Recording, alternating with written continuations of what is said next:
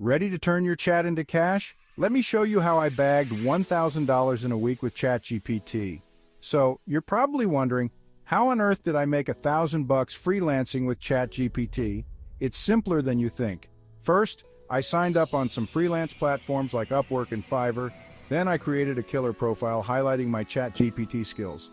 Next, I started bidding on projects, writing blog posts, creating social media content, even generating business ideas, all using ChatGPT. The key? Offering quick turnarounds and quality content. In no time, I landed my first gig, and then another. Before I knew it, my inbox was flooded with clients. Here's the secret sauce. Be proactive, communicate clearly, and always deliver top-notch work. Happy clients leave great reviews, and great reviews bring more clients. In just 7 days, I hit that sweet $1,000 mark. Not too shabby, huh?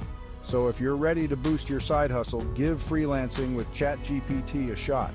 Trust me, you won't regret it. See you at the top, hustlers.